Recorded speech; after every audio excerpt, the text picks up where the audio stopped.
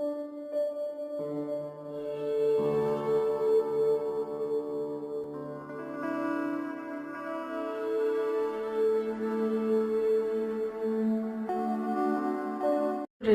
আমরা আলোচনা করব জিওগ্রাফি অনার্সের CC12 remote sensing and GIS এর বাকি rest of the topic syllabus নিয়ে, যেটা বাকি রয়ে গেছে ইউনিট 3 এর গ্লোবাল নেভিগেশন স্যাটেলাইট সিস্টেম অর্থাৎ GNSS এর principal and way point collection কীভাবে করতে হয়, তারপরে transforming GNN way point to GIS and length calculation, এটা তোমাদের রয়েছে, এটা থিওরি পার্টের মধ্যে।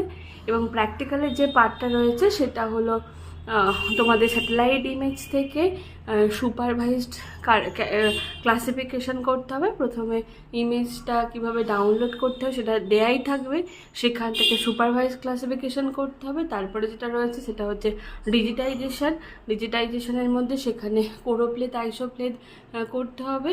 তারপর ডেটা অ্যাটাচমেন্ট ওভারলেপিং করতে হবে, প্রিপারেশন আর অ্যানোটেড থ্রিমেটিক ম্যাপস তৈরি করতে হবে, কোরোপ্লেথ পাই বার্চ যেগুলো দেবে সেগুলোর মধ্যে যে কোনো একটা।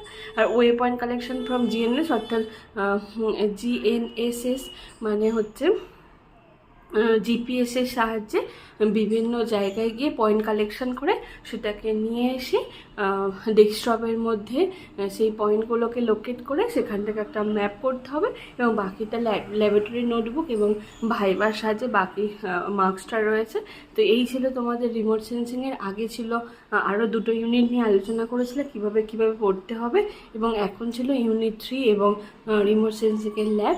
তো স্টুডেন্ট, যদি কারোর কোনো কোয়ারি থেকে থাকে তাহলে অবশ্যই আমাকে জানিও, আর আমার ভিডিওটা ভালো লাগলে অবশ্যই লাইক করো এবং সাবস্ক্রাইব করতে ভুলো না।